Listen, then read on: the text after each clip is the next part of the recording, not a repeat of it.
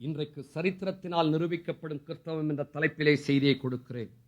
பல வேதங்கள் கற்பனை காவியங்களாக இருக்க, பரிசுத்த வேதாகமும் சரித்திர ரீதியானதாக இருப்பது அதனுடைய தனிச்சிறப்பாகும். சுமார் 6000 வருட சரித்திரத்தை தன்னகத்தை கொண்டுள்ள பரிசுத்த வேதாகமத்தை தேவன் நம்முடைய கரங்களில் கொடுத்திருக்கிறார். 6000 வருட சரித்திரமும் ஒரு பிழையும் இல்லாமல் நம்முடைய கரங்களிலே கிடைத்திருக்கிறது என்றால் இது தேவனால் எழுதப்பட்ட புத்தகமே என்று வேறென்ன. கிமு 280 எகிப்திய ஆராய்ச்சியாளர் ஒருவர் எழுதின சரித்திர புத்தகத்தில் 140 எகிப்திய அரசர்களின் பெயர்களை குறிப்பிட்டுள்ளாராம்.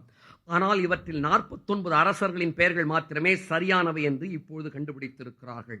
தொலோமி என்ற சரித்திர ஆராய்ச்சியாளருடைய சரித்திர குறிப்புகள் 1300 வருடங்களாக சரியானவை என்று நம்பப்பட்டு வந்தன.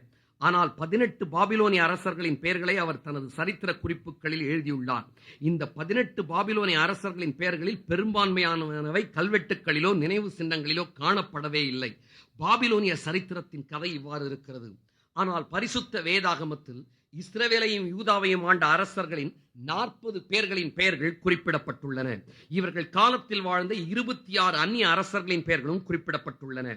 40 அரசர்களின் பெயர்களும் புதைபொருள் சரித்திர ஆராய்ச்சிகளின்படி ஒரு எழுத்து கூட குறைபடையாமல் சரியா இருப்பதுடன் சரியான வரிசையிலே இருப்பதும், இவர்களுடைய நாட்களில் மற்ற தேசத்தை ஆண்ட அந்நிய அரசர்களின் காலத்திற்கேற்ப சரியா இருப்பதும் 6000 வருட சரித்திரமும் எந்த ஒரு பிழையும் இன்றி எழுதப்பட்டிருக்கிறது என்பதை நமக்கு தெரிவிக்கிறது. நமது கரங்களில் தேவன் கொடுத்த பரிசுத்த வேதாகமம் 6000 வருட சரித்திரத்தை ஒரு சிறிய தவறு இல்லாமல் நமக்கு அளித்திருக்கிறது என்றால் இதை எழுதினவர் பரிசுத்த ஆவியானவரே என்பது தெளிவாகிறது. இதற்கான எண்ணிறந்த சான்றுகளை என்னால் உங்களுக்கு அளிக்க முடியும். சர் வில்லியம் ராம்சே என்ற ஒரு சரித்திர ஆராய்ச்சியாளர் கிறிஸ்தவர் அல்லாதவர். அபர்டீன் பல்கலைக்கழகத்தில் பேராசிரியராக இருந்தவர். சான்றுகளும் விளக்கங்களும் பல்கலைக்கழகங்களின் பெயர்களும் ஆராய்ச்சியாளர்களுடைய பெயர்களோடு தான் நான் சான்றுகளை வழங்கிக் கொண்டிருக்கிறேன். இவர் பரிசுத்த வேதாகமத்தை ஆராய்ச்சி செய்ய விரும்பினார். இவர் லூக்காவினுடைய அப்போஸ்தல நடபடிகளின் புத்தகம் சரித்திர ரீதியாக எழுதப்படவில்லை என்று கருதினார். இதற்கு எதிராக நான் ஆராய்ச்சி செய்து லூக்கா சரியான கருத்துக்களை தெரிவிக்கவில்லை என்று நான் ஆராய்ச்சி செய்ய போகிறேன் என்று ஆரம்பித்தார். எனவே அவர் சின்ன ஆசியாவில் புதைபொருள் ஆராய்ச்சிகளை தொடர்ந்தார். ஆராய்ச்சிகள் செல்ல செல்ல செல்ல ஒவ்வொரு ஆராய்ச்சியாய் முடிக்கும் போது பார்த்தால் லூக்காவினுடைய சரித்திர குறிப்புகள் அனைத்தும் சரியாயிருக்க கண்டார். அப்போஸ்தல நடவடிக்கைகளின் புத்தகத்தை எழுதின லூக்காவினுடைய குறிப்புகள் தவறானவை என்பதை ஆராய்ச்சி செய்வதற்காக தற்செயலாக புதிய ஏற்பாட்டை வாசிக்க ஆரம்பித்தவர் அப்போஸ்தல நடவடிக்கைகள் சரியாயிருக்க கண்டது மாத்திரமல்ல, புதிய ஏற்பாட்டிலே ஆண்டவராகிய இயேசு கிறிஸ்துவே தேவன் என்று கண்டுகொண்டார், ரட்சிக்கப்பட்டார், மனமாற்றப்பட்டார். பிறகு என்ன, 20 புதைபொருள் ஆராய்ச்சி புத்தகங்களை இயேசு கிறிஸ்துவே தேவன் என்பதற்கு ஆதாரமாக எழுதி முடித்தார். சிந்தனை உள்ள மூளை உள்ள யாரும் நன்றாய் சிந்தித்து கிறிஸ்தவத்தை அணுகுவார்கள் என்றால் கிறிஸ்தவம் அவர்களை மாற்றும். எத்தனை ஆராய்ச்சியாளர்கள் இவ்வாறு மாற்றப்பட்டார்கள் என்பதை என்னால் சொல்ல முடியும். இன்னொரு ஆராய்ச்சியாளருடைய குறிப்பை நான் உங்களுக்கு சொல்ல போகிறேன். இவருடைய பெயரை தெரிந்து கொள்ளுங்கள். இவருடைய பெயர் ராபர்ட் டிக் வில்சன். 15 வருடங்களுக்கு நான் மொழிகளை ஆராய்ச்சி செய்ய போகிறேன். அடுத்த 15 வருடங்களுக்கு பழைய ஏற்பாட்டை நான் ஆராய்ச்சி செய்ய போகிறேன். அடுத்த 15 வருடங்களுக்கு நான் படித்த ஆராய்ச்சிகளை வெளிப்படுத்த போகிறேன் என்று தீர்மானித்தார். 15 வருடங்களுக்கு 26 மொழிகளை கற்றார் Robert Dick Wilson. Greek, Latin, French, Germany, Hebrew, Italy, Spanish, Portuguese, Aramaic, Syria, Arabic, Babylonian, Ethiopic, எகிப்திய மொழி, கோஆப்டிக் மொழி, பெர்ஷியன் மொழி, ஆர்மீனியன் என்று சுமார் 26 மொழிகளில் டிக் வில்சன் தேர்ச்சி பெற்றார் 15 வருடங்களில். ராபர்ட் டிக் வில்சனுடைய குறிப்பை மாணவ பருவத்திலேயே அவர் தீர்மானத்தை செய்துவிட்டார். 15 வருடங்களுக்கு பரிசுத்த வேதாகமத்தோடு இணைக்கப்பட்டிருக்கிற மொழிகளை நான் படிக்கப் போகிறேன். அடுத்த 15 வருடங்களுக்கு பழைய ஏற்பாட்டை நான் ஆராய்ச்சி செய்ய போகிறேன். அடுத்த 15 வருடங்களுக்கு என்னுடைய ஆராய்ச்சிகளை வெளிப்படுத்தப் போகிறேன். இன்றைக்கு அவருடைய ஆராய்ச்சி கண்டுபிடிப்புகள் எல்லாம் வெளியாகிக் கொண்டிருக்கின்றன. அவருடைய முடிவான கருத்தை வாசிக்கிறேன். கவனமாய் பிடித்துக் கொள்ளுங்கள் இருதயத்திற்குள்ளே. பரிசுத்த வேதாகமத்தின் உண்மையான தன்மையை முழுவதுமாய் ஆராய்ந்து அறியக்கூடிய அளவுக்கு அறிவு படைத்த மனிதன் உலகில் யாருமே கிடையாது. மறுபடியும் சொல்லுகிறேன், பழைய ஏற்பாட்டை 15 வருடமும் 26 மொழிகளை 15 வருடமும் படித்த ராபர்ட் டிக் வில்சன் தெரிவிக்கிறார், பரிசுத்த வேதாகமத்தின் உண்மையான தன்மையை முழுவதுமாக ஆராய்ந்து அறியக்கூடிய அளவுக்கு அறிவு படைத்த மனிதன் உலகில் யாருமே கிடையாது. உலகத்தின் தலைவிதி இந்த புத்தகத்தில் எழுதப்பட்டிருக்கிறது. ஆகையால் தான் அமெரிக்க ஜனாதிபதியாகிய ரொனால்ட் ரீகன் தெரிவித்தார், உலகத்தில் நம்ம எதிர்நோக்கி இருக்கிற எல்லா பிரச்சனைகளுக்குமான பதில் பரிசுத்த வேதாகமத்தின் 2 அட்டைகளுக்கு நடுவே உண்டு, அதற்காய் நாம் அதில் பார்க்க வேண்டும், அவ்வளவே என்று சொன்னார். ஜார்ஜ் வாஷிங்டன் சொன்னார், பரிசுத்த வேதாகமும் தேவனும் இல்லாமல் தேசத்தை சரியான முறையில் ஆட்சி செய்ய முயலாது. பாரத தேசத்தின் தந்தையாக கருதப்படுகிற மகாத்மா காந்தியடிகள் சொன்னார், எத்திசையில் செல்லுவது என்ற முடிவெடுக்க முடியாத சந்தர்ப்பங்கள் எனக்கு பல சமயங்கள் உண்டாகி இருக்கின்றன, உங்களுக்கும் உண்டாகி இருக்கும். அப்போதெல்லாம் பரிசுத்த வேதாகமத்தை நோக்கியே நான் திரும்பி இருக்கிறேன். பரிசுத்த வேதாகமத்தின் புதிய ஏற்பாடு கூறும் வார்த்தையிலிருந்து என்னுடைய சூழ்நிலைக்கு தேவையான பலனை நான் பெற்றுக்கொண்டேன். அல்லேலூயா, அல்லேலூயா. சர் ஐசக் நியூட்டன் சொல்லுகிறார், உலகத்தின் சிறந்த புத்தகங்கள் எல்லாம் உயிர் பெற்று ஒரு மகாநாட்டிற்கு அழைக்கப்படும் என்றால், உலக புத்தகங்கள் எல்லாம் மகாநாட்டிற்கு அழைக்கப்பட்டால், பரிசுத்த வேதாகமம் அந்த மகாநாட்டின் அரங்கத்திற்குள் நுழைந்தவுடன் எல்லா புத்தகங்களும் அது முன்பாக கீழே விழுந்து விடுமா. யாரால் வருத்தப்பட்டால் சர் ஐசக் நியூட்டனிடம் போய் வருத்தப்படுங்கள். அவர் சொன்னது, அது நான் சொல்லவில்லை. சரித்திர ரீதியான புத்தகம் பரிசுத்த வேதாகமம். சரித்திர ரீதியான பரிசுத்த வேதாகமத்தின் சான்றுகளை என்னால் அடுக்கிக் கொண்டே போக முடியும். நேபுகாத் நேச்சார் மன்னன் ஒரு சொப்பனம் கண்டான். அந்த சொப்பனத்திலே ஒரு சிலையை கண்டான். அந்த சிலை பசும் பொன்னாய் இருந்தது. இதற்கு விளக்கம் என்னவென்று தானியேலை கேட்டான். தானியேல் சொன்னான், இது உம்முடைய ராஜ்யம் என்று சொன்னான். அந்த சிலையின் புயங்கள் வெள்ளியினால் இருந்தன. இது எது என்று கேட்டான். இது உமக்கு பிறகு எழும்ப போகிற ராஜ்யம் என்றான் தானியேல். என்ன இது 2 புயங்கள்? 2 வல்லரசுகள் உமக்கு பிறகு எழும்ப போகின்றன. தலை பொன்னாயிருந்தது பாபிலோனிய சாம்ராஜ்யம், புயங்கள் வெள்ளியாயிருந்தது மேதிய பெர்ஷிய சாம்ராஜ்யம். அப்படியே எழும்பினது. அதனுடைய சிலையின் தொடைகள் வெண்கலமாயிருந்தன. இது என்ன? அடுத்த சாம்ராஜ்யம். யார் இந்த சாம்ராஜ்யம்? கிரேக்க சாம்ராஜ்யம். வேதம் உலகத்தில் எந்த சரித்திர சாம்ராஜ்யங்கள் எழும்பும் என்று சொன்னதோ அந்த சாம்ராஜ்யங்கள் தான் எழும்பின. வெண்கலத்திற்கு ஒப்பான கிரேக்க சாம்ராஜ்யம் உலகத்தில் எழும்பினது. அலெக்சாண்டருக்கு முடிசூட்டு விழாவிலே கிரீடத்தை வைத்த போது வெண்கலத்தினால் தான் கிரீடத்தை வைத்துக் கொண்டானாம். வேதவசனத்திலே அலெக்சாண்டரை வெண்கலத்திற்கு தான் ஒப்பிட்டிருக்கிறார்கள். வெண்கலத்திற்கு ஒப்பான கிரேக்க சாம்ராஜ்யம் எழும்பியது. கிரேக்க சாம்ராஜ்யத்திற்கு பிறகு யார் எழும்புவார்கள்? இரும்பை போன்ற ரோம சாம்ராஜ்யம் எழும்பும். மகா அலெக்சாண்டரை குறித்து சரித்திர புத்தகத்திலே தான் நான் படித்திருக்கிறேன். ஆனால் பரிசுத்த வேதாகமத்திலும் மகா அலெக்சாண்டரை குறித்து, நான் சரித்திர புத்தகத்தில் படித்த அலெக்சாண்டரை குறித்து என்னுடைய வேதாகமும் முன்னறிவித்திருக்கிறது என்பதை கண்டவுடனே நான் மகிழ்ந்து போனேன். என்னுடைய பெரிய மாபெரும் நம்பிக்கையை தேவன் எனக்கு கொடுத்திருக்கிறபடியா, கிறிஸ்தவம் என்ற மாபெரும் பொக்கிஷத்தை, பரிசுத்த வேதாகம் என்ற மாபெரும் பொக்கிஷத்தை தேவன் நமக்கு கொடுத்தபடியா. அலெக்சாண்டரை குறித்து வேதவசனம் எங்கே தெரிவிக்கிறது? பெல்ஷாத்சார் ராஜ்யபாரம் பண்ணின 3ஆம் வருஷத்திலே தானியேலுக்கு ஒரு தரிசனம் காணப்பட்டதா. எந்த ராஜா ஆளும்போது எத்தனாம் வருஷத்தில் தரிசனம், அப்படிதான் வேதத்தின் சரித்திரம் சொல்லப்பட்டிருக்கிறது. சரித்திரத்தின் சம்பவம் வரும்போது வருஷம், தேதி, ராஜாக்களின் பெயரோடு தெரிவிப்பது பரிசுத்த வேதாகமம். லாங் லாங் அகோ என்ற கதைகள் இங்கு கிடையாது. So long ago nobody can ask how long ago என்ற கதைகள் இங்கு கிடையாது. இந்த தரிசனம் சூசான் அரண்மனையிலே தானியேல் இருந்தபோது கிடைத்ததா. சூசான் அரண்மனை ஏதோ கற்பனை காவியத்தில் தோன்றிய ஒரு இடம் அல்ல. ரத்தினாபுரி, அழகாபுரி போன்ற சம்பவங்கள் வேதாகமத்தில் கிடையாது. தானியேல் இந்த தரிசனத்திலே 2 ஆடுகளை காணுகிறான். ஒரு ஆட்டிற்கு 2 கொம்பு, இன்னொரு ஆட்டிற்கு 1 கொம்பு. இந்த 2 ஆடுகளுக்கும் சண்டை வருகிறது. ஒரு கொம்புள்ள ஆடு 2 கொம்புள்ள ஆட்டை மிதித்து கொம்புகளை உடைத்து விடுகிறது. இதுதான் தரிசனம். உங்களுக்கு புரியாதது போல தானியேலுக்கும் தரிசனம் புரியவில்லை. உடனே காபிரியேல் தேவதூதன் வந்து சொல்லுகிறான், 2 கொம்புள்ள ஆடு என்ன தெரியுமா? மேதிய பெர்ஷிய வல்லரசு. 1 கொம்புள்ள ஆடு ஒன்று மூர்க்கமா எழும்பி வருகிறது. இது என்ன தெரியுமா? இதுதான் கிரேக்க தேசத்தின் ராஜா. இதுதான் எழும்ப போகிற கிரேக்க தேசம் என்ற வல்லரசு. தானியேல் இதை பார்த்துக் கொண்டிருந்த போது ஒரு கொம்புள்ள ஆடு 2 கொம்புள்ள ஆடை மிதித்து போட்டு விடுகிறது. தேவதூதன் சொல்லுகிறான் தானியேலுக்கு, இந்த சாம்ராஜ்யம் அந்த சாம்ராஜ்யத்தை அழித்து விடும். நடந்தது என்ன?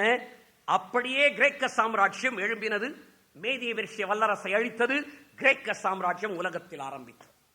ஏன் இந்த ஒரு கொம்பு உள்ள ஆடாக தானியேல் கண்டான்?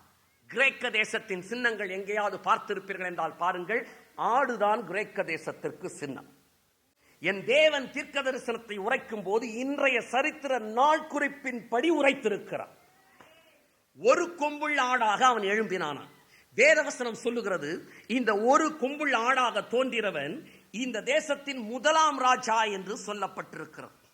இந்த கொம்பிற்கு என்ன நடந்தது, இந்த கொம்பு யார் என்பதையும் வேதவசனம் தெரிவிக்கிறது. இந்த கொம்பு பலன் கொண்டிருக்கும் பொழுது இந்த கொம்பு திடீரென்று முறிந்து விடுகிறார்.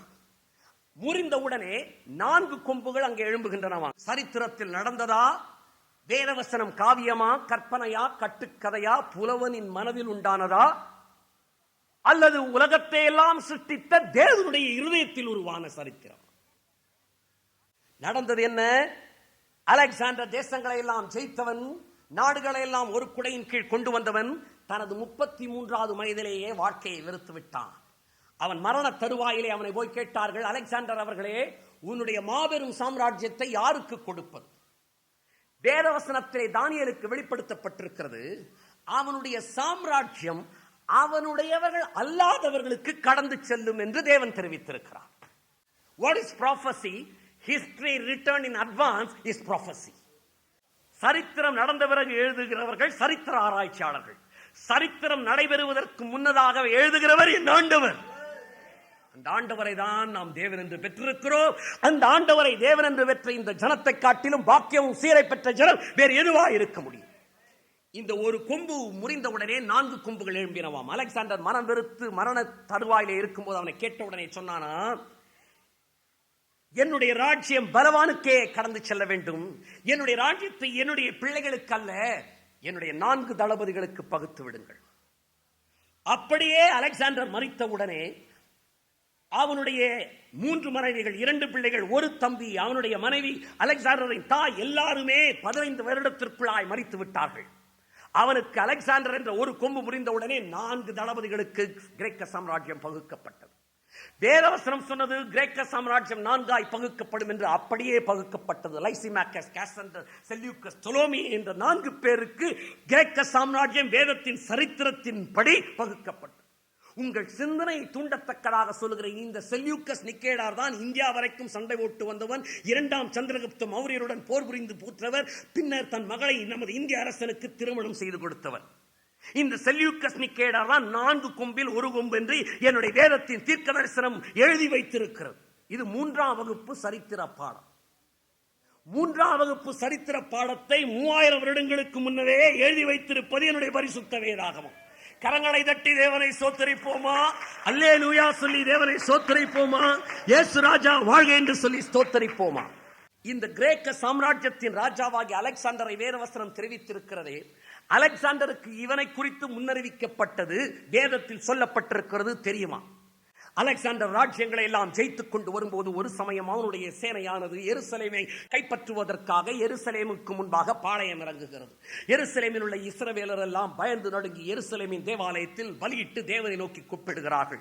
அப்போது பிரதான ஆசாரியனாய் இருந்தவன் எருசலேமிலே ஜாடுவா என்பவன், இவன் யூதர்களை கூப்பிட்டு சொல்லுகிறான், நாளை நாம் நேரடியாக அலெக்சாண்டரை சந்திக்க போகிறோம் என்று சொல்லுகிறான். அடுத்த நாள் எருசலேமின் கதவுகளை திறக்கிறான். எல்லா யூதர்களையும் லேவியரையும் அழைத்துக் கொண்டு ஒரு பெரிய ஊர்வலமாக மகா அலெக்சாண்டரை சந்திக்க புறப்படுகிறான். மகா அலெக்சாண்டரை சந்திக்க இஸ்ரவேலின் லேவிய பரிவாரம் கடந்து செல்லுகிறது. அலெக்சாண்டர் தன்னுடைய சிங்காசனத்தில் வீற்றிருந்து பார்த்துக் கொண்டிருக்கிறான். தூரத்திலே லேவியருடைய பரிவாரம் அந்த ஆரம்பரத்தோடு வந்து கொண்டிருக்கிறது. பார்த்து அலெக்சாண்டர் தன்னுடைய சிங்காசனத்தை விட்டு இறங்குகிறான். ஓடி போய் இஸ்ரவேலின் தேவனாகிய பிரதான ஆசாரியனை தழுவிக்கொள்ள அலெக்சாண்டர் ஓடுகிறான். அந்த பிரதான ஆசாரியனிடத்தில் நெருங்கும் போது பார்த்தால் பிரதான ஆசாரியனாகிய ஜாடுவாவினுடைய தலையிலே கர்த்தருக்கு பரிசுத்தம் என்ற பட்டயம் கட்டப்பட்டிருக்கிறது. இதை பார்த்தவுடனே அலெக்சாண்டர் அதை அப்படியே தாழ விழுந்து பணிந்து கொள்ளுகிறான். உடனே அலெக்சாண்டரின் தளபதிகள் நினைக்கிறார்கள், அலெக்சாண்டருக்கு புத்தி பேதலித்து விட்டது என்று நினைக்கிறார்கள். அலெக்சாண்டர் ஜாடுவா என்ற பிரதான ஆசாரியனை கட்டிப்பிடித்துக் கொள்ளுகிறான். உடனே அலெக்சாண்டர் தன்னுடைய அரியணைக்கு வந்தவுடனே அவனுடைய தளபதிகள் கேட்கிறார்கள், ஏன் இந்த ஜாடுவாவை போய் நீ பிடித்துக் கொண்டாய்? இவனை அல்லவா நாம் கைப்பற்ற வந்திருக்கிறோம் என்று சொல்லி. அப்போது அலெக்சாண்டர் சொன்னானாம், எனக்கு புத்தி பேதலிக்கவில்லை. நான் மாசிடோனியாவிலிருந்து யுத்தத்தை ஆரம்பிப்பதற்காக காத்திருந்த போது, ஆசியாவை எவ்வாறு பிடிப்பது என்று நான் நினைத்த போது, என்னுடைய கனவிலே இதே ஜாடுவாவை நான் பார்த்தேன். இந்த ஜாடுவா இதே ரத்தாம்பர வஸ்திரம் அணிந்தவனாய் எனக்கு தோன்றினான். அவன் சொன்னான், நீ தான் அடுத்த சாம்ராஜ்யத்தை உலகத்தில் நிறுவுவாய், நீ ஜெயம் பெறுவாய், மேரி பெர்ஷிய வல்லரசை நீ அழிப்பாய், நீ தான் அடுத்த வல்லரசு என்று எனக்கு சொன்னான். நான் சொப்பனத்தில் கண்ட அதே ஜாடுவாவை என் கண் முன்னதாக வர நான் கண்ட உடனே நான் அவனை போய் தழுவிக்கொண்டே, மகா அலெக்சாண்டர் சொன்ன வார்த்தைகளை சொல்லுகிறேன், ஜனமே சிந்தியுங்கள்.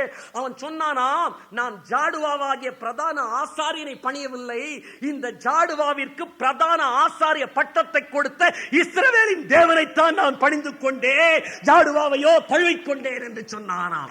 அன்பு சகோதரனே சகோதரியே, கிறிஸ்தவம் சரித்திர ரீதியானது. இதற்கு சான்று என்று கேட்கிற இதயங்களுக்கு பதில் சொல்லுகிறேன். சரித்திர உலகம் அறிந்த பிளேவியஸ் ஜோசிபஸ் தம்முடைய புத்தகத்தின் ஆன்டிக்விட்டிஸ் ஆஃப் தி ஜூஸ் என்ற இவ்வளவு பெரிய புத்தகத்தில் இந்த சம்பவத்தை குறித்திருக்கிறார். பிறகு நடந்தது என்ன தெரியுமா? ஜாடுவா அலெக்சாண்டரை அழைத்துக் கொண்டு எருசலேம் தேவாலயத்திற்கு கொண்டு சென்றானா.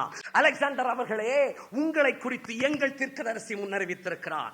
தானியேல் தீர்க்கதரிசன புத்தகத்திலே உன்னை குறித்து முன்னறிவிக்கப்பட்டிருக்கிறது. ஒரு கொம்புள்ள ஆடாக எங்கள் தீர்க்கதரிசி கண்டது உன்னைத்தான், நீதான் அடுத்த வல்லரசை அமைப்பா என்று சொன்ன உடனே அலெக்சாண்டர் மகிழ்ந்து யூதருக்கு வரி விதிக்காமல், எருசலேமை அழிக்காமல், எருசலேம் தேவாலயத்தில் பலியிட்டு சென்றான் என்பது சரித்திரம். அன்பு சகோதரனே சகோதரியே, கிறிஸ்தவம் சரித்திர ரீதியானது. எத்தனை சரித்திர சான்றுகள் உனக்கு தேவை? பரிசுத்த வேதாகமம் சரித்திரம் என்பதற்கு நேரத்தின் கட்டுப்பாட்டில் ஒரு சில குறிப்புகளை மாத்திரம் சொல்லுகிறேன். எசேக்கியா என்ற ராஜாவுக்கு எதிராக சனகரிப் என்ற ஒரு ராஜா யுத்தத்திற்கு எழும்பி வந்ததாக வேதவசனம் தெரிவிக்கிறது. வேதவசனத்தில் நடக்கிற இந்த சம்பவத்தை நடந்த சம்பவமாய் சொல்லப்பட்டிருக்கிற இதை குறித்து மிகவும் ருசிகரமான ஒரு தகவலை தெரிவிக்கிறேன். இந்த சனகரிப்பை குறித்து தெரிந்து கொள்ளுங்கள். இவன் பாபிலோனிலிருந்து புறப்பட்டவன். சனகரிப்பின் ஆவிதான் இன்றைக்கும் கிரியை செய்து கொண்டிருக்கிறது. உலகத்தில் யுத்தத்திற்கு நெருக்கிக் கொண்டிருக்கிறது. யுத்தம் வெடிக்கக்கூடிய சூழ்நிலைக்கு இந்த பாபிலோனிலிருந்து எழும்பினே அசுத்தாவியே காரணம். சனகரிப்பை தூண்டிவிட்டது, நேபுகாத் நேச்சாரை தூண்டிவிட்டது, இப்பொழுதும் தூண்டிவிடுகிறது. வெகு சீக்கிரத்திலே இதே பாபிலோனிலிருந்து அந்தி கிறிஸ்துவை தூண்டிவிடப் போகிறது. அதே ஆவி. வேதவசனம் சொல்லுகிறது, எசேக்கியா ராஜாவின் 14ஆம் வருஷத்திலே அசிரிய ராஜாவாகிய சனகரிப் எசேக்கியாவிற்கு எதிராக படையெடுத்து வந்தான் என்று வேதம் தெரிவிக்கிறது. சனகரிப் யூதாவின் பட்டினங்கள் பலவற்றை கைப்பற்றினான். கைப்பற்றின உடனே எசேக்கியா ராஜா அவனுக்கு கப்பம் செலுத்த ஒத்துக்கொள்ளுகிறான். எசேக்கியா ராஜா அனுப்பின கப்பத்தினால் திருப்தி அடையாத சனகரிப் எருசலேமை தாக்குவதற்காக அவனுடைய படைகள் எருசலேமை சுற்றி பாளையம் இறங்குகின்றன. இது வேத சரித்திரம், உலக சரித்திரம். சரித்திர சான்றுகள் வேண்டுமென்றால் என்னால் அதிகமாய் உங்களுக்கு தர முடியும். சரித்திரம் அறிந்தவர்கள் புரிந்து கொள்வீர்கள். சனகரிப்பின் சேனை எருசலேமை சுற்றி பிடித்திருக்கிறது. எருசலேமை முற்றுகையிடப் போகிறது. இஸ்ரவேலின் 46 நகரங்களை நான் கைப்பற்றினேன் என்று சொல்லி சனகரிப் ஒரு குறிப்பு எழுதி வைத்திருக்கிறான். இது எக்ஸகனல் கிளே பிரிசம் என்று கல்வெட்டாக கண்டுபிடிக்கப்பட்டிருக்கிறது. கவனியுங்கள் ஒரு குறிப்பை. இஸ்ரவேலின் 46 நகரங்களை நான் கைப்பற்றினேன் என்று சனகரிப் எழுதியிருக்கிறான். ஆனால் எருசலேமை குறித்து அவன் என்ன எழுதியிருக்கிறான் தெரியுமா? எசேக்கியா ராஜாவையோ அவனது நகரத்திலே நான் சிறைபிடிக்கப்பட்ட பறவை போல காவல் வைத்தேன். அவனது எருசலேம் நகரத்திலிருந்து வெளியே வந்தவர்களை உபத்திரவப்படுத்தினேன். அவனது எருசலேம் நகரை பலப்படுத்த அவன் உதவி பெற்றிருந்த அராபியர்கள் அவனை விட்டு ஓடிவிட்டனர். நான் எசேக்கியாவின் மேல் கப்பத்தை நியமித்தேன் என்று சனகரிப் ராஜா எழுதி வைத்திருக்கிறான். கவனியுங்கள், இஸ்ரவேலின் 46 நகரங்களை கைப்பற்றினேன் என்று சொல்லுகிற சனகரிப் எருசலேமை கைப்பற்றினதாக சொல்லவில்லை, முற்றுகையிட்டான் என்று மாத்திரம் சொல்கிறான். கிறிஸ்தவர்கள் கவனித்துக் கொள்ளுங்கள், உங்களுக்கும் பேசிக் கொண்டிருக்கிறேன். ஏன் சனகரிப் எருசலேமை கைப்பற்ற முடியவில்லை? வேத சரித்திரமும் உலக சரித்திரமும் தீர்க்க தரிசனமும் என்ன சொன்னது? இதனுடைய ரகசியம் என்ன விளக்கப் போகிறேன் கேளுங்கள். சனகரிப் எருசலேமை கைப்பற்றினதாக கல்வெட்டில் இல்லை. சனகரிப்பின் சேனை எருசலேமை சுற்றி பாளையம் இறங்கின உடனே எசேக்கியா ராஜா உடனே எருசலேம் தேவாலயத்தில் போய் தேவனுக்கு நேராக முறையிடுகிறான். சனகரிப்பின் ராணுவ தளபதியாகிய ரப்சாக்கே எருசலேமின் அலங்கத்தில் நின்று சொல்லுகிறான், சரணடைந்து விடுங்கள், சனகரிப்பின் ராணுவம் வந்துவிட்டது, சரணடைந்து விடுங்கள் என்று சொல்லுகிறான். ஆனால் எசேக்கியா ராஜா தேவனை நோக்கி அபயமிட்டவுடனே தம்முடைய தீர்க்கதரிசியாகிய ஏசாயாவின் மூலமாக அவர் தெரிவித்து அனுப்புகிறார், இந்த சனகரிப் எருசலேமை அவன் தாக்க மாட்டான், ஒரு அம்பு கூட எருசலேமுக்குள் வராது, எருசலேமுக்குள் சனகரிப் நுழைவதில்லை என்று சொல்லி கர்த்தர் தம்முடைய தீர்க்கதரிசியின் மூலமாக தெரிவிக்கிறார். தீர்க்கதரிசனம் இவ்வாறு சொல்லுகிறது, சரித்திரம் சனகரிப் எருசலேமை முற்றுகையிட்டான் என்று தெரிவிக்கிறது. ஆனால் நடந்தது என்ன? அப்படியே எருசலேம் சனகரிப்பினால் கைப்பற்றப்படவில்லை. சனகரிப் எருசலேமை தாக்கவில்லை, அவன் திரும்பி சென்று விட்டான். காரணம் என்ன? சனகரிப் ஏன் கடந்து போய்விட்டான் என்றால், அவன் முற்றுகையிட்டிருந்த அன்று ராத்திரியிலே சம்பவித்தது என்னவென்றால், கர்த்தருடைய தூதன் புறப்பட்டு சனகரிப்பாகிய அசிரியனுடைய பாளையத்திலே ஒரே தூதன் 1,85,000 பேரும் சங்கரிக்கப்பட்டு விட்டார்கள். ஒரே ராத்திரியிலே சனகரிப் எருசலேமை பிடிக்க முடியவில்லை. காரணம் என்ன? தேவன் உரைத்தார், இந்த சனகரிப் எருசலேமுக்குள் நுழைவதில்லை என்று சொல்லி. ஏசாயா சொன்னான் நுழைவதில்லை என்று. கல்வெட்டு சொல்லுகிறது எருசலேமுக்குள் சனகரிப் நுழையவில்லை என்று சொல்லி. ஒரே இரவிலே 1,85,000 பேர் சங்கரிக்கப்பட்டார்களே, இதற்கு ஆதாரம் உண்டா? கேட்கிறவர்களுக்கு பதில். சமீபத்திலே லாகிஸ் நகரத்திலே ஸ்டார்கே என்ற ஆராய்ச்சியாளர் ஆராய்ச்சி செய்தார்.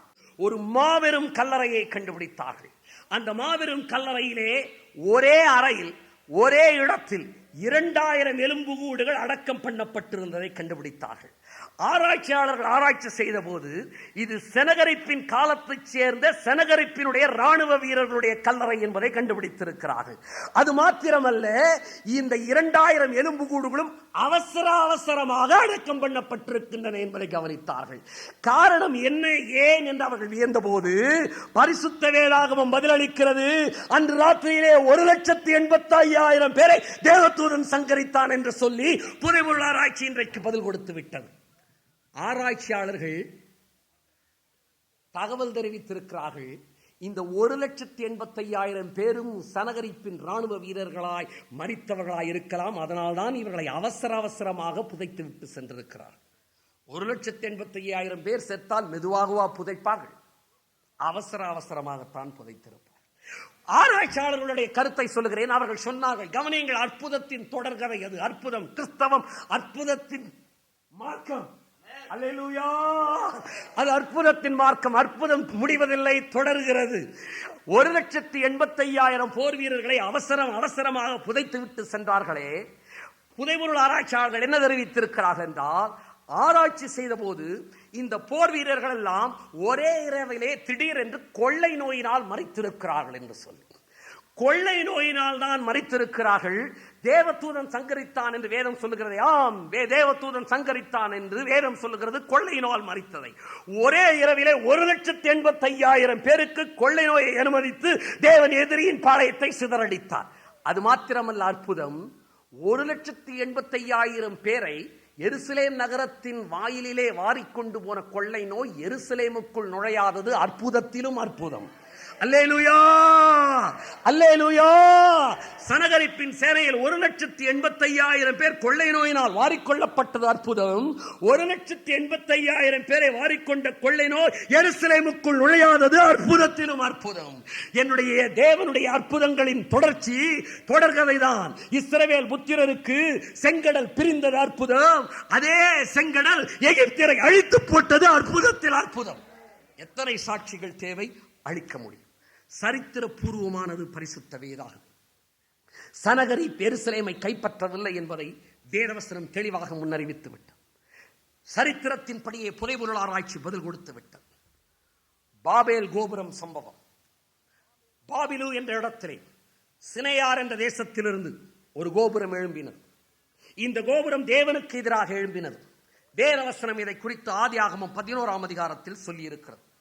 கவனியுங்கள், தேவ ஜனமே, இன்றைக்கு எழும்ப போகிற யுத்தமாக பேசப்படுகிறது. வெடிக்கலாம், வெடிக்காமல் போகலாம். ஆனால் இந்த யுத்தத்தின் ஆவி எழும்பி இருக்கிறதே சினேயார் தேசத்திலிருந்து எழும்பினது. இதற்குள்ள ஒப்புவமையை ஆவிக்குரியவர்கள் கண்டு கொள்ளட்டும். ஏனென்றால் மறுபடியும் இதே ஆவி எழும்ப போகிறது. சனகரிப்பை தூண்டிவிட்ட ஆவி, நேபுகாத் நேச்சாரை தூண்டிவிட்ட ஆவி, அந்தி கிறிஸ்துவை தூண்டிவிடப் போகிற ஆவி, அதுதான் இன்றைக்கு யுத்தத்தை தூண்டிவிட்டுக் கொண்டிருக்கிறது. கேளுங்கள், பாபேல் என்ற இடத்திலிருந்து கோபுரத்தை கட்ட வேண்டும், தேவனுக்கு எதிராக எழும்ப வேண்டும் என்ற ஒரு திட்டம் வந்தது. ஆதியாகமம் 11ஆம் அதிகாரத்தில் வானளாவக்கூடிய கோபுரம் கட்டப்பட்டதாக வேதவசனம் தெரிவிக்கிறது.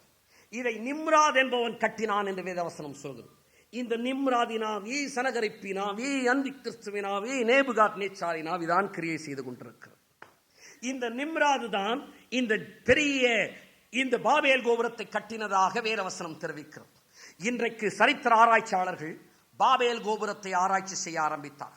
இதற்கான சரித்திர தகவல்களை திரட்ட ஆரம்பித்தார்கள். வேதம் சொன்ன பாபேல் கோபுரம் கட்டப்பட்டதா? சரித்திரத்தை பேசுகிறேன் இப்போது. ஹெரோடேட்டஸ் என்ற சரித்திர ஆராய்ச்சியாளர்கள், சரித்திரம் படித்த மாணவர்கள் கூட ஹெரோடேட்டஸ் உடைய பெயரை அறிந்திருப்பார்கள். நான் தவறவில்லை என்பதற்கு அவர்கள் சாட்சியாக முன்னதாக வைத்துவிட்டு பேசுகிறேன்.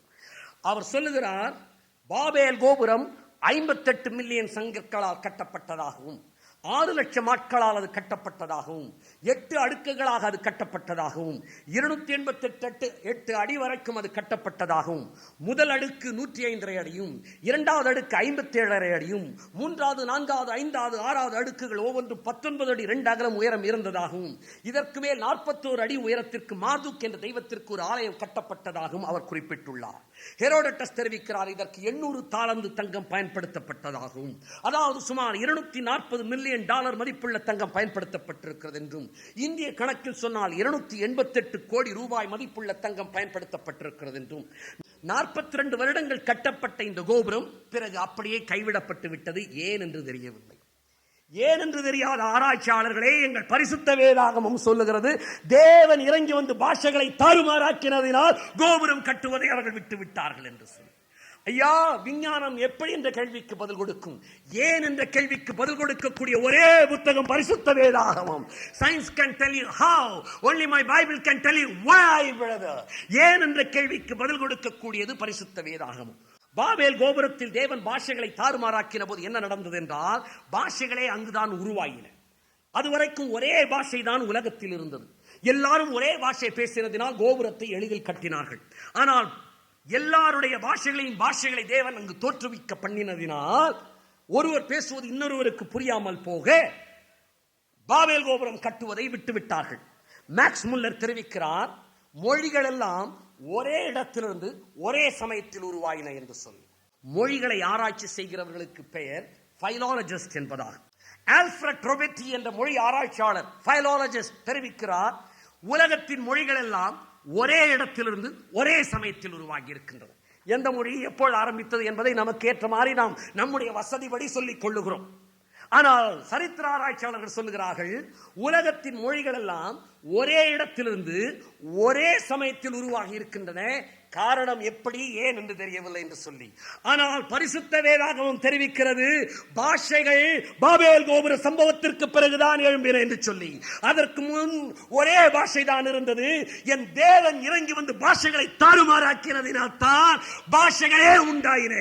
ஏன் பாஷை ஒரே இடத்தில் உருவாயினது, ஏன் பாஷை ஒரே சமயத்தில் உருவாயினது என்று வியக்கின்ற பைலாலஜிஸ்டுகளே, ஏன் பாஷை ஒரே இடத்திலிருந்து உருவாயினது என்று கேட்கிற மொழி ஆராய்ச்சி வல்லுநர்களே, ஏன் என்ற கேள்விக்கு பதில் சொல்லக்கூடியது எங்கள் பரிசுத்த வேதாகமம் தான். ஏனென்றால் எங்கள் தேவன் பாஷைகளை தாறுமாறாக்கினார், இன்றைக்கு நவமானதாகவும் மாற்றி இருக்கிறார் அந்நிய பாஷை அடையாளத்துடன். இந்த பாபேல் கோபுர சம்பவம் நடந்ததுதான். இதை புதைபொருள் ஆராய்ச்சியாளர்களும் ஆராய்ச்சி செய்திருக்கிறார்கள். இதற்கும் தேவையானதை நான் சொல்லத்தான் போகிறேன். பாபேல் கோபுரம் கட்டப்பட்ட இடத்தில் புதைபொருள் ஆராய்ச்சியாளர்கள் ஆராய்ச்சி செய்த போது சமீபத்திலே ஒரு கல்வெட்டு ஒன்றை கண்டுபிடித்தனர். கல்வெட்டின் குறிப்பை வாசிக்கப் போகிறேன். இந்த கோபுரத்தை கட்டுவது தேவனுடைய கோபத்தை தூண்டினது. எனவே தேவன் அவர்கள் கட்டினதை இடித்து போட்டார். அக்கோபுரத்தை கட்டினவர்களை பூமியின் மேல் சிதறி போக பண்ணினார். ஐயா, பரிசுத்த வேதாகமம் அல்ல, கல்வெட்டு குறிப்பு. எந்த இடத்தில் கண்டெடுக்கப்பட்டது? பாபேல் கோபுரம் இருந்த கட்டப்பட்ட இடத்தில் கண்டுபிடிக்கப்பட்ட கல்வெட்டு. அது மாத்திரமல்ல, இந்த பாபேல் கோபுரம் இருந்த இடத்திற்கு அருகிலே ஒரு பெரிய சமவெளியை கண்டுபிடித்தார்கள். இதுதான் தூரா என்ற சமவெளி என்று ஆராய்ச்சியாளர்கள் கண்டறிந்திருக்கிறார்.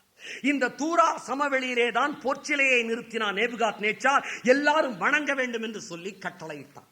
அது மாத்திரமல்ல, ஒரு பெரிய 330 சதுர அடி உள்ள ஒரு பெரிய குழி ஒன்றும் இப்போது கண்டுபிடிக்கப்பட்டிருக்கிறது. இந்த குழி என்னவென்றால், பாபேல் கோபுரத்தை கட்டுவதற்கான செங்கற்களை சுடுவதற்காக மக்கள் பயன்படுத்தின சூளையின் குழியா இருக்கும் என்று ஆராய்ச்சியாளர்கள் தெரிவித்திருக்கிறார். பாபேல் கோபுர சம்பவம் உண்மையா? அலெக்சாண்டர் சரித்திர பூர்வமா எழும்புவான் என்று சொன்னது உண்மையா? சனகரிப்பினால் எருசலேமை பிடிக்க முடியாமல் போனது உண்மையா? சனகரிப்பின் சேனையில் 1,85,000 பேர் ஓரிரவிலே சங்கரிக்கப்பட்டது உண்மையா? சரித்திரம் சான்று பகர்ந்து கொண்டிருக்கிறது. பரிசுத்த வேதாகமத்தின் சம்பவங்கள் சரித்திர பூர்வமானவை. சிந்தியுங்கள், கவனியுங்கள், கேளுங்கள். பரிசுத்த வேதாகமம் சரித்திர பூர்வமானது என்றார், பரிசுத்த வேதாகமத்தின் சம்பவங்கள் சரித்திரத்திலே உரைக்கப்பட்டிருக்கும் என்றார், பரிசுத்த வேதாகமத்தில் சொல்லப்பட்டுள்ள சரித்திர குறிப்புகள் சரியானவை என்றார், பரிசுத்த வேதாகமம் உண்மையானது. பரிசுத்த வேதாகமம் உண்மையானது என்றால் நீங்களும் நானும் பின்பற்றுகிற கிறிஸ்தவம் உண்மையானது. கிறிஸ்தவம் உண்மை என்றால் நீங்களும் நானும் ஆராதிக்கிற ஆண்டவராகிய இயேசு கிறிஸ்துவே தேவன். இதே பாபிலோனிலிருந்து ஒரு இயக்கம் எழும்ப போகிறதாக வேதவசனம் தெரிவிக்கிறது. என்ன எழும்பினது என்று சொல்லி வேதம் சொல்வது உண்மை என்றால், வேதம் எழும்ப போவதாக சொல்ல போகிறதும் உண்மையாகத்தான் இருக்க போகிறது. இந்த பாபேல் கோபுரம் இருந்த இடத்திலிருந்து சகரியா 5:9 முதல் 11 வரையிலான வசனங்களிலே நான் கண்களை ஏறெடுத்து பார்த்தேன். 2 ஸ்திரீகளை கண்டேன். அவர்களுக்கு நாரையின் சட்டைகளை ஒத்த சட்டைகள் இருந்தன. அவர்கள் சட்டைகளில் காற்று இருந்தது. இவர்கள் மரக்காலை பூமிக்கும் வானத்துக்கு நடுவாய் தூக்கி கொண்டு போனார்கள். நான் என்னோடு பேசின தூதனை நோக்கி, இவர்கள் மரக்காலை எங்கே கொண்டு போகிறார்கள் என்று கேட்டேன். அதற்கு அவர்கள் சினேயா தேசத்திலே அதற்கு ஒரு வீட்டை கட்டும்படி கொண்டு போகிறார்கள் என்று சொன்னார். எனவே சினேயா தேசத்திலே ஒரு வீடு கட்டப்படும். ஒரு மரக்காலை 2 ஸ்திரீகள் தூக்கி கொண்டு போனார்களாம். மரக்காலை ஸ்திரீகள் தூக்கி கொண்டு போகிற அடையாளம் எது என்பதை அறிவியலாளர்கள் போய் வீட்டிலே கொஞ்சம் சிந்தியுங்கள். சிந்தனையை தான் தூண்ட பேசுகிறது. இது எதை தெரிவிக்கிறது? நடைபெற போகிற, வெகு விரைவில் வரப்போகிற உலகத்தின் சர்வாதிகாரியாகிய அந்தி கிறிஸ்துவின் ஆட்சியை தெரிவிக்கிறது. இந்த அடையாளம் எது என்பதை நீங்கள் சிந்தித்தால் நீங்களே கண்டுகொள்ள முடியும். என் அன்பு சகோதரனே, சகோதரியே, கிறிஸ்தவம் சரித்திர ரீதியான சனகரிப்பின் இராணுவத்தில் ஏற்பட்ட அழிவை வேதவசனம் முன்னறிவித்திருக்கிறது. கிரேக்க சாம்ராஜ்யத்தின் அலெக்சாண்டருக்கு பிறகு யார் எழும்புவார்கள் என்பதை வேதவசனம் முன்னறிவித்திருக்கிறது. அவனது மகன்கள் அவனுடைய ராஜ்யத்தை பிடிக்க மாட்டார்கள் என்று வேதம் முன்னறிவித்தது. கிரேக்க சாம்ராஜ்ய மேதிய பெர்சிய வல்லரசை அழித்துவிடும் என்று சொல்லி வேதம் முன்னறிவித்தது. பரிசுத்த வேதாகமத்தின் சம்பவங்கள் எல்லாம் சரித்திரம், சரித்திரம், சரித்திரம். ஒன்று முன்னெழுதப்பட்ட சரித்திரம், அல்லது சரித்திரம் சம்பவம் நடந்த போது எழுதப்பட்ட சரித்திரம். இயேசு கிறிஸ்து சரித்திர பூர்வமானவர். பரிசுத்த வேதாகமத்தின் சம்பவங்கள் சரித்திர பூர்வமானவை. சிந்தியுங்கள், கவனியுங்கள், கேளுங்கள். பரிசுத்த வேதாகமம் சரித்திர பூர்வமானது என்றார், பரிசுத்த வேதாகமத்தின் சம்பவங்கள் சரித்திரத்திலே உரைக்கப்பட்டிருக்கும் என்றார், பரிசுத்த வேதாகமத்தில் சொல்லப்பட்டுள்ள சரித்திர குறிப்புகள் சரியானவை என்றார், பரிசுத்த வேதாகமம் உண்மையானது. பரிசுத்த வேதாகமம் உண்மையானது என்றால் நீங்களும் நானும் பின்பற்றுகிற கிறிஸ்தவம் உண்மையானது. கிறிஸ்தவம் உண்மை என்றால் நீங்களும் நானும் ஆராதிக்கிற ஆண்டவராகிய இயேசு கிறிஸ்துவே தேவன். அல்லேலூயா. இந்த இயேசு கிறிஸ்து சரித்திர பூர்வமானவரா என்ற கேள்வியோடு செய்தியை தொடர்ந்து நான் முடிக்கப் போகிறேன்.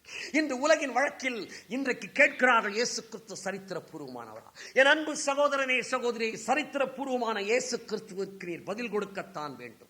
உலகின் வழக்கில் வருடங்களை பிரிக்க உபயோகப்படுத்தப்படுகிற கிறிஸ்துவுக்கு முன் கிறிஸ்துவுக்கு பின் என்ற சொற்களே ஆண்டவராக இயேசு கிறிஸ்து சரித்திர பூர்வமானவர் என்பதற்கு முக்கிய சான்றாகும்.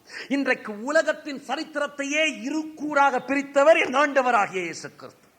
உலகத்தை எந்த ராஜா ஆண்டாலும் சரி, எந்த மந்திரி ஆண்டாலும் சரி, எந்த பெரிய அரசியல் தலைவர்கள் ஆண்டாலும் சரி, அவர்கள் இயேசுவுக்கு முன்னாண்டார்களா பின்னாண்டார்களா என்றுதான் உலகம் கூறுகிறது. என் ஆண்டவராக இயேசு கிறிஸ்து சரித்திர பூர்வமானவர். 1991 வருடம் என்று நாம் ஒவ்வொருவருக்கும் புது வருட வாழ்த்துதலை தெரிவித்துக் கொள்கிறோம். என்ன தெரியுமா? அது இயேசு கிறிஸ்து தோன்றி 1991 வருடங்கள் என்பதுதான். கரங்களை உயர்த்தி அல்லேலூயா சொல்லுவோமா? இயேசு கிறிஸ்து சரித்திர நாயகன். அவருடைய பிறப்பு சரித்திர பூர்வமானது, அவருடைய மரணம் சரித்திர பூர்வமானது, அவருடைய உயிர்த்தெழுதல் சரித்திர பூர்வமானது. அவர் திரும்ப வரப்போவதும் சரித்திரத்தில் எழுதப்பட போகிறது. அன்பு சகோதரனே, சரித்திர பூர்வமா இந்த உலகத்திற்கு திரும்ப வரப்போகிறவர் சான்றுகளை கேட்க போகிறீர்கள். என்சைக்ளோபீடியா பிரிட்டானிக்கா என்பது உலக அறிஞர்கள் ஏற்றுக்கொள்ளுகிற கலைக்களஞ்சியம். இதனுடைய 20வது பதிப்பு சொல்லுகிறது இயேசு கிறிஸ்து சரித்திரபூர்வமானவர் என்று. நூலகங்களில் இருந்தால் எடுத்து போய் வாசித்து எண்ணி பாருங்கள். The 20th edition of the Encyclopedia Britannica has devoted 20,000 words to explain and to tell the world about my Lord Jesus. என்னுடைய ஆண்டவராக இயேசு கிறிஸ்துவை உலகத்தின் அறிஞர்களுக்கு விவரிக்க என்சைக்ளோபீடியா பிரிட்டானிக்காவின் 20வது பதிப்பு 20,000 வார்த்தைகளை பயன்படுத்தி இருக்கிறது. சரித்திரபூர்வமான பெத்லகேமிலே அவர் முதல் முறையாக வந்தார். சரித்திரபூர்வமான எருசலேமிலே 2வது முறையாக வரப்போகிறார். கவனியுங்கள், என் ஆண்டவராக இயேசு கிறிஸ்து எப்பொழுது தோன்றினார்? வேதவசனம் சொல்லுகிறது அகஸ்டஸ் சீசர் காலத்திலே தோன்றினார். அகஸ்டஸ் சீசர் காலத்திலே ஏன் இயேசு தோன்றினார்? ஒரு மனிதன் சரித்திர பூர்வமானவன் என்றால் அவனுடைய பெயர் சென்சஸிலே எழுதப்பட வேண்டும். யாருடைய பெயர் சென்சஸில் இருக்கிறதோ அவன் சரித்திர பூர்வமானவன். யாருமே இயேசு கிறிஸ்து சரித்திர பூர்வமானவர் அல்ல, ஒரு காவிய தலைவர் என்று சொல்லிவிட முடியாதபடி இயேசு கிறிஸ்து எப்பொழுது உலகத்தில் அவதரித்தார் தெரியுமா? உலகத்தின் முதல் சென்சஸ் எடுக்கப்பட்ட பொழுதுதான் அவர் அவதரித்தார். முதல் சென்சஸின் போதுதான் அவர் அவதரித்தார். முதல் சென்சஸ் எடுக்கப்பட்ட போது அவர் அவதரித்தார். அவர் அவதரிக்கும் போது உலக சென்சஸ் எடுக்கப்பட்டது. எப்படி ஐயா சரித்திரத்தை எழுத முடியும்? சரித்திர நாயகனாகிய ஆண்டவரால் அது முடியும். ஆகையால் தான் சரித்திரத்திலே அவர் பெயர் சேர்க்கப்பட்டது. அவருடைய பிறப்பு சரித்திரபூர்வமானது. அவர் கன்னியின் வயிற்றில் பிறந்தார். அதற்கும் சான்றுகள் உண்டு. இக்னேஷியஸ் தெரிவிக்கிறார், எபிஸ்டல் டு தி எபிசியன்ஸ் என்ற புத்தகத்திலே இயேசு கிறிஸ்து கன்னிகைக்கு மகனாய் பிறந்தார். 125ஆம் ஆண்டிலே வாழ்ந்த ஆர்டெசிஸ் என்பவர் தெரிவிக்கிறார், இயேசு கிறிஸ்து கன்னிகைக்கு மகனாய் பிறந்தார். இயேசு கிறிஸ்து அற்புதங்களை செய்தார், ஊழியம் செய்தார். சரித்திர சான்று உண்டா? சொல்லுகிறேன். நேற்று ஒரு ஜூலியன் என்ற ரோம பேரரசனை குறித்து சொன்னேன், கிறிஸ்தவத்திற்கு விரோதமானவன். அவன் எழுதிய குறிப்பை வாசிக்கிறேன். ஜூலியன் சொல்லுகிறான், 300 வருடங்களுக்கு முன் இயேசு என்ற ஒருவர் வாழ்ந்தார். அவர் பெத்சாய்தா கிராமங்களில் சப்பானிகளை நடக்க செய்தார், குருடர்களை காண செய்தார், பிசாசு பிடித்தவர்களை விடுதலையாக்கினார். இதை தவிர மகத்தான ஒன்றையும் இயேசு செய்து விடவில்லை. இந்த குறிப்பு சொல்லப்பட்டிருக்கிற விதத்திலேயே இந்த குறிப்பை எழுதினவன் கிறிஸ்தவத்திற்கு எதிரானவன் என்பது தெரிகிறது.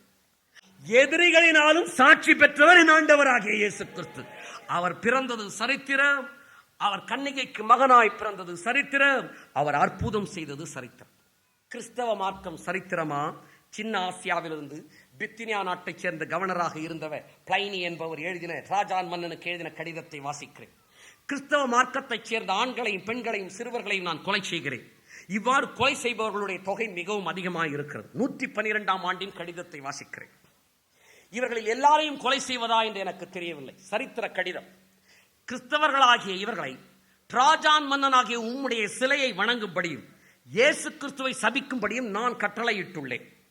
எந்த ஒரு உண்மையான கிறிஸ்தவனும் இயேசு கிறிஸ்துவை சபிப்பதே இல்லை. ஆமென். இந்த கிறிஸ்தவர்கள் செய்கின்ற குற்றம் என்னவென்றால், கிறிஸ்தவர்களின் குற்றத்தை கிறிஸ்தவர்களை கவனியுங்கள். இந்த கிறிஸ்தவர்கள் செய்கின்ற குற்றம் என்னவென்றால், ஒவ்வொரு வாரமும் ஒரு குறிப்பிட்ட நாளிலே அதிகாலையில் ஓரிடத்தில் இவர்கள் கூடி இயேசு கிறிஸ்துவை துதிக்கும் பாடல்களை மாறி மாறி பாடி தாங்கள் இனி எந்த குற்றமும் செய்வதில்லை என்றும் ஒழுக்கக்கேடான காரியங்களையோ விசுவாச துரோகமான காரியங்களையோ செய்வதில்லை என்றும் உறுதி எடுத்துக் கொள்வதே இவர்கள் செய்கிற குற்றமாகும்.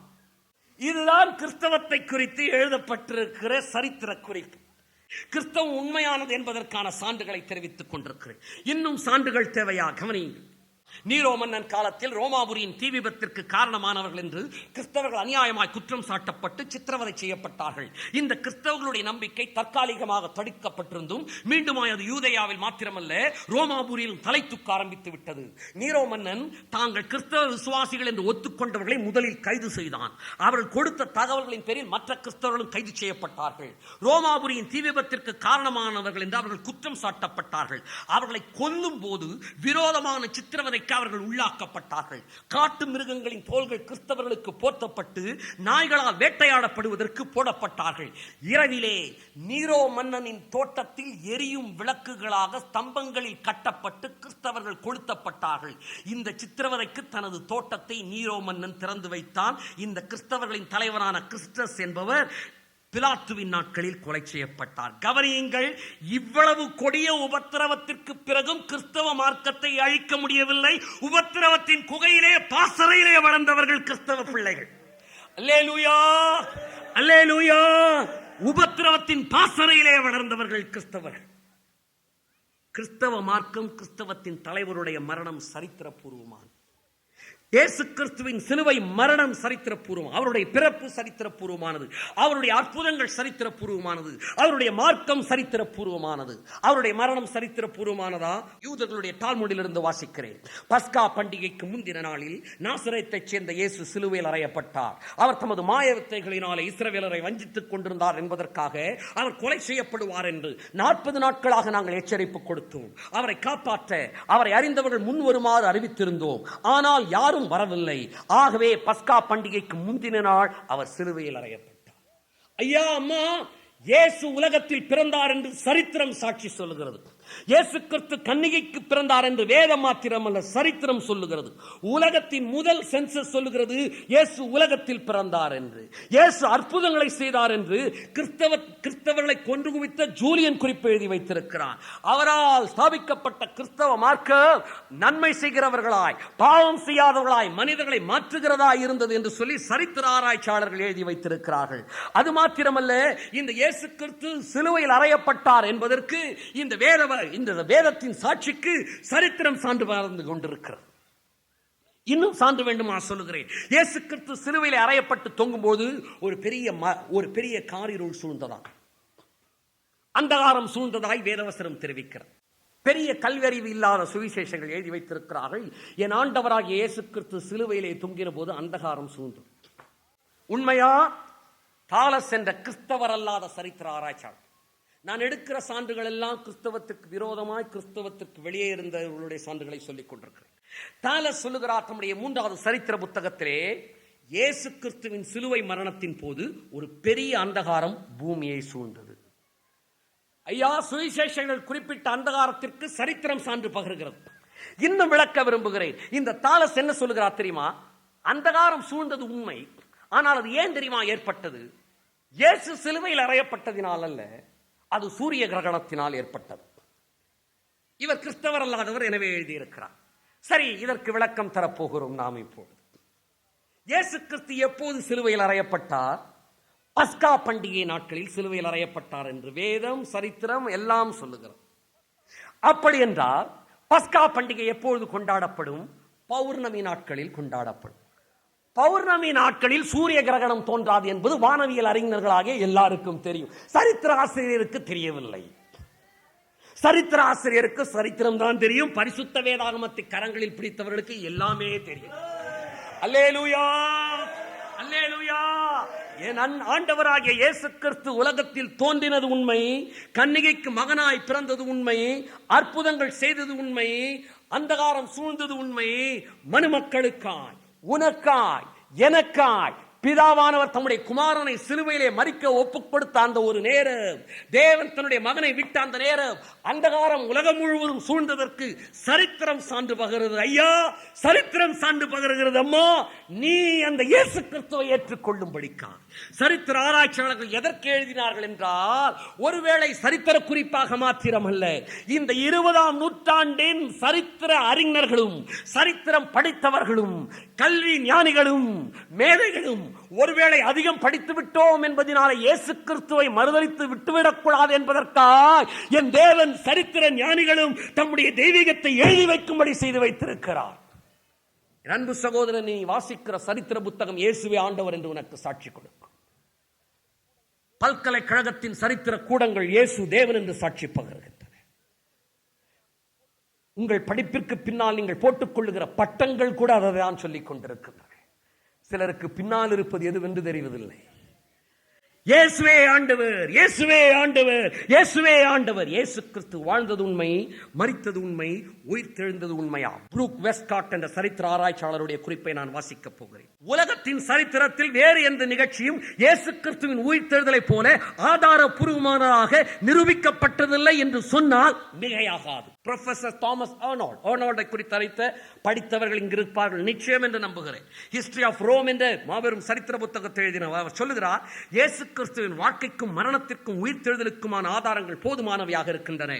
சிறப்பான ஆதாரங்கள், சிறப்பில்லாத ஆதாரங்கள் என்ற ஆதாரத்தை வைத்து பார்க்கும்போது இயேசு கிறிஸ்துவின் உயிர்த்தெழுதலுக்கான ஆதாரங்கள் சிறப்பான ஆதாரங்கள் என்ற வகையை சேர்ந்ததாகவே இருக்கின்றன. ஆயிரக்கணக்கான ஆராய்ச்சியாளர்கள் இயேசு கிறிஸ்துவின் உயிர்த்தெழுதலை குறித்து துல்லியமாக ஆராய்ச்சி செய்து கருத்துக்களை வெளியிட்டுள்ளனர். நானும் இவர்களை ஆராய்ந்து வருகிறேன். மற்றவர்களை இயேசு கிறிஸ்துவின் உயிர்த்தெழுதலை நம்ப வைப்பதற்காக நான் இதை செய்யவில்லை. நான் என்னை திருப்திப்படுத்திக் கொள்ளவே இயேசு கிறிஸ்துவின் உயிர்த்தெழுதலை ஆராய்ச்சி செய்தேன். அவர் சொல்லுகிறார், ஆனால் அவர்கள் மேலும் உலகத்தின் பல சரித்திர குறிப்புகளை நான் பல வருட காலமாக ஆராய்ச்சி செய்து கொண்டு வருகிறேன். நான் சொல்லவில்லை ஐயா, சரித்திர ஆராய்ச்சியாளர் ஹிஸ்டரி ஆஃப் ரோம் புத்தகத்தை எழுதிய தாமஸ் ஆர்னால்ட் அவர்கள் சொல்லுகிறார். அவர் சொல்லுகிறார், ஒன்று என்னால் நிச்சயமாக சொல்ல முடியும், இயேசு கிறிஸ்துவின் உயிர்த்தெழுதலை போன்ற உலகத்தில் எந்த சரித்திர சம்பவமும் அவ்வளவு துல்லியமாக ஆதாரங்களோடு நிரூபிக்கப்பட்டதே இல்லை, இல்லை, இல்லை. அல்லேலூயா. என் ஆண்டவர் வாழ்ந்தது உண்மை, மரித்தது உண்மை, உயிர்த்தெழுந்தது உண்மை, அவர் திரும்ப வரப்போவது உண்மை. என் அன்பு சகோதரனே, சகோதரியே, இயேசு கிறிஸ்து வந்தது சரித்திரம், திரும்ப வரப்போவதும் சரித்திரம். அவர் எங்கே பிறப்பார் என்று முன்னறிவித்ததோ அதே இடத்தில் அவர் பிறந்தார். அவர் எங்கே வருவார் என்று சொன்னாரோ அதே இடத்தில் அவர் வரப்போகிறார். முதல் முறை வரும்போது எங்கே வருவேன் என்று அவர் சொன்னது நடந்தது என்றால், இரண்டாவது முறை அவர் எங்கே வருவேன் என்று சொன்னாரோ அங்குதான் வரப்போகிறார். அவர் வரப்போகிறார். அதற்கு ஒரே ஒரு ஆதாரத்தை சொல்லி நான் முடிக்கப் போகிறேன். கவனிங்கள், இயேசு தம்முடைய வருகைக்கு ஒரு அடையாளத்தை சொன்னார். நோவாவின் ஜலப்பிரளயத்தை சொன்னார். இயேசு சொன்னார், நோவாவின் காலத்தில் நடந்தது போல மனுஷகுமாரனுடைய நாட்களில் நடக்கும். என்னை கேட்டுக்கொண்டிருக்கிற தேசத்தின் ஜனமே, என்னை கேட்டுக்கொண்டிருக்கிற தேவ ஜனமே, இந்த செய்தி யாரோ ஒரு படித்த மேதை உனக்கு அறிவித்துக் கொண்டிருக்கிறார் என்று நினைத்துக் கொள்ள வேண்டாம். ஏதோ வேலை இல்லாதவர்கள் தெரிவித்துக் கொண்டிருக்கிறார் என்று சொல்ல வேண்டாம், நினைக்க வேண்டாம். இந்த செய்தியோடு கலந்து வருகிற பரிசுத்தாவியானவரின் குரல், இது தேவன் உன்னோடு பேசிக் கொண்டிருக்கிறது என்பது உனக்குள் இருக்கிற இருதயமே உனக்கு சாட்சி கொடுக்கும். ஆகையால் தான் நாங்கள் பாடுகிறோம், உன் இருதயம் உனக்கு சொல்லும் இயேசுவே தேவன் என்று. உன் இருதயமே உனக்கு சொல்லும். என் அன்பு சகோதரனே, என் ஆண்டவராக இயேசு சொன்னார், நோவாவின் காலத்தில் நடந்தது போல மனுஷகுமாரனுடைய நாட்களிலும் நடக்கும் என்று சொல்லி. நோவாவின் காலத்தில் ஜலப்பிரளயம் வரும்பொழுது அதுவரைக்கும் அவர்கள் பெண் கொண்டார்கள், கொடுத்தார்கள், விற்றார்கள், கட்டினார்கள், நட்டார்கள், எல்லாரையும் ஜலப்பிரளயம் வந்து வாரிக்கொண்டு போய்விட்டது. மனுஷகுமாரனுடைய நாட்களிலும் நடக்கும். உலகம் முழுவதும் ஜலப்பிரளயம் சம்பவித்தது. இந்த ஜலப்பிரளயம் சம்பவித்ததற்கான பல சான்றுகளை என்னால் சொல்ல முடியுமானால் ஒரு குறிப்பை சொல்லி முடிக்க விரும்புகிறேன். இந்த நோவாவின் ஜலப்பிரளயம் சம்பவித்த போது இவன் செய்த இந்த நோவாவின் பேழை அரராத் மலையிலே நின்றதாக வேதவசனம் தெரிவிக்கிறது. கடந்த 1833 ஆண்டிலே புதைபொருள் ஆராய்ச்சியாளர்கள் நோவாவின் பேழையை தேடி அரராத் மலைக்கு சென்றார்கள். நோவாவின் பேழை அரராத் மலையிலே தாங்கள் பார்த்ததற்கான தகவல்களை கொண்டு வந்தார்கள்.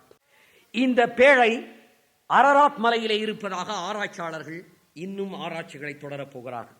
கடந்த 1955 ஆண்டு ஃபெர்டினாண்ட் நவாரா என்ற 2 பிரெஞ்சு நாட்டைச் சேர்ந்த ஆராய்ச்சியாளர்கள் நோவாவின் பேழையை தேடி அரராத் மலைக்கு சென்றபோது ஒரு மரத்துண்டை அரராத் மலையிலே கண்டெடுத்தார்கள். இந்த செய்திகள் New Aden, Stars Stripes, Life, Indian Express நம்முடைய தேசத்து பத்திரிகைகள், தினமணி பத்திரிகைகளிலும் வெளியாகி உள்ளது. அரராத் மலையிலே அந்த இடத்தில் எல்லாம் பனி மூடப்பட்டிருக்கும், மரங்களே வளருவதில்லை. மரத்துண்டை கண்டவர்கள் ஆராய்ந்து பார்த்தார்கள். அது கைகளினால் இழைக்கப்பட்டதாக இருந்தது, கீழ் பூசப்பட்டதாக இருந்தது. போர்டெக்ஸ் பல்கலைக்கழகத்தில் கொண்டு வந்து கொடுத்தார்கள். போர்டெக்ஸ் பல்கலைக்கழகம் ஆராய்ச்சி செய்து இது பல்லாயிரம் வருடங்களுக்கு முற்பட்டது என்று தெரிவித்திருக்கிறது.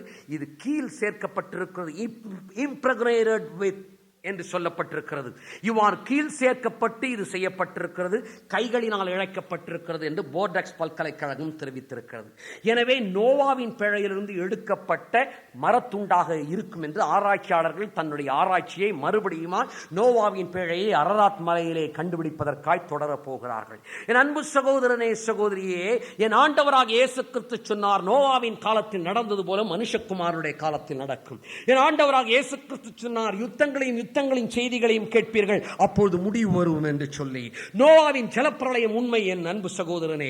நோவாவின் பேழை அரராத் மலையிலே ஆராய்ச்சியாளர்கள் தேடிக் கொண்டிருக்கிறார்கள். உடன்படிக்கை பெட்டி தேடப்பட்டுக் கொண்டிருக்கிறது. இந்த ஆதாரங்கள் எல்லாம் வந்து கொண்டிருப்பதின் காரணம் என்ன தெரியுமா? பல வருடங்களுக்கு முன்னதாக இப்படிப்பட்ட சுவிசேஷம் பிரசங்கிக்கப்படவில்லை. ஏன் புதைபொருள் ஆராய்ச்சி ஆதாரங்கள், ஏன் விஞ்ஞான ஆதாரங்கள், ஏன் சரித்திர ஆதாரங்கள்? என் ஆண்டவராக இயேசு கிறிஸ்து சொன்னார், ராஜ்யத்தின் சுவிசேஷம் உலகமெங்கும் பிரசங்கிக்கப்படும், அப்பொழுது முடிவு வரும் என்று சொல்லி. ஒரு மொழிபெயர்ப்பில் என்ன சொல்லப்பட்டிருக்கிறது தெரியுமா? This gospel shall be preached with evidence and then the end shall come. இந்த சுவிசேஷம் ஆதாரத்தோடு உலகமெங்கும் பிரசங்கிக்கப்படும், அப்பொழுது முடிவு வரும் என்று வேதவசனம் தெரிவித்தது. என் அன்பு சகோதரனே, ஐயா அம்மா, இந்த செய்தியை கேட்டுக் கொண்டிருக்கிற நீ, ஏன் இந்த செய்தி உனக்கு அறிவிக்கப்படுகிறது என்றால், ஆதாரத்தோடு அறிவிக்கப்படுவதற்கு காரணம் என்னவென்றால், என் ஆண்டவராக இயேசு கிறிஸ்து வருவதற்கு முன்னதா எல்லா ஆதாரங்களையும் தேவன் வெளிப்படுத்திக் கொண்டிருக்கிறார். ரகசியங்கள் எல்லாம் வெளியாகி கொண்டிருக்கின்றன. கடைசி காலத்தின் ஆதாரங்கள் எல்லாம் வெளிவந்து கொண்டிருக்கின்றன. என் அன்பு சகோதரனே, சகோதரியே, புதைபொருள் ஆராய்ச்சியின் ஆதாரங்களை உனக்கு தெரிவித்தேன், சரித்திர ஆதாரத்தை தெரிவித்தேன், விஞ்ஞான ஆதாரத்தை தெரிவித்தேன். நாட்டிற்கு சென்றார், கடைக்கு சென்றார், தேசத்தில் சென்றார், உண்மையானதுதான் தேவை என்று நீங்கள் கேட்கிறீர்கள். கிறிஸ்தவம் உண்மையா என்பதை நிரூபித்துக் கொண்டிருக்கிறேன். உண்மையானது எது என்று தேடும்போது அதை கண்டுகொள்ளலாம். ஆனால் ஒன்று தெரிந்து கொள்ளுங்கள், உண்மையானது ஒன்றே ஒன்றுதான் இருக்க முடியும். இதை புரிந்து கொண்டால் நீங்கள் புத்திசாலி. என் அன்பு சகோதரனே, உண்மை ஒன்றே, உண்மை ஒன்றே. அதனால்தான் உலகத்தின் 5 பில்லியன் மக்களில் பெரும்பான்மையானோ இந்த உண்மைக்காக உயிர் கொடுக்க காத்திருக்கிறார்கள். உலகத்திலே இரத்த சாட்சிகளை அதிகமாக கொடுத்த இயக்கம் எது தெரியுமா? என்னுடைய கிறிஸ்தவத்தின் இயக்கம் தான். 33 லட்சம் இரத்த சாட்சிகளை கொடுத்தது. காரணம் என்ன தெரியுமா?